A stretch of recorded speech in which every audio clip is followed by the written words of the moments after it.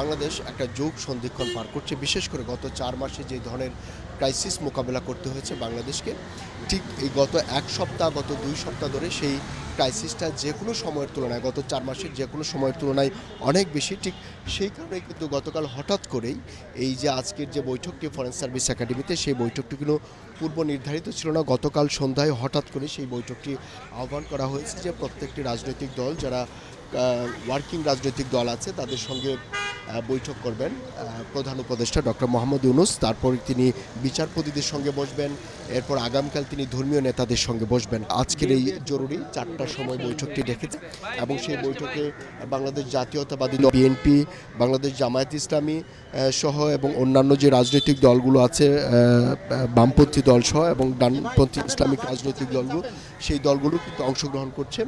এবং যেটি মূলত দেখা যাচ্ছে যে এখানে আলোচনার বিষয়বস্তু একটি হতে পারে। গতকাল প্রধান উপদেষ্টার যে প্রেস সেক্রেটারি, তিনি যেমনটি ইঙ্গিত দিয়েছিলেন যে একটা রাজনৈতিক ঐক্য কিভাবে করা যায় এই ইন্ডিয়ার প্রচার প্রোপাগান্ডাকে কেন্দ্র করে, যে ইন্ডিয়ান যেই এখন ব্যাপারটা বাংলাদেশে তৈরি হচ্ছে, যে বিষয়টি কাজ করছে তার বিরুদ্ধে, যে ইন্ডিয়া বিরোধী একটা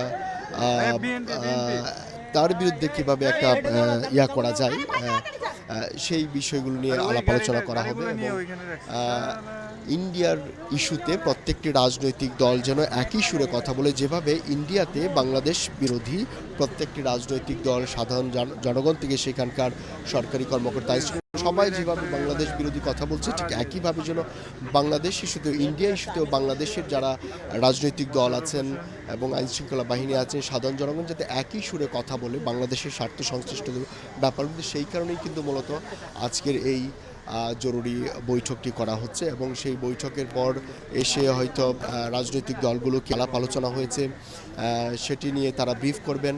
আমরা কিন্তু ইতিমধ্যে দেখতে পাচ্ছি যে বেশ কয়েকটি রাজনৈতিক দল এখানে এসে উপস্থিত হয়েছেন এবং ঠিক এই মুহূর্তে বিএনপি মঈন আহমেদের নেতৃত্বে, মঈন খানের নেতৃত্বে ৫ সদস্যের টিম কিন্তু ঢুকছে। এর আগে বেশ কয়েকটি রাজনৈতিক দল এসেছিল, এনডিএ সহ, এবং বামপন্থী কয়েকটি দল।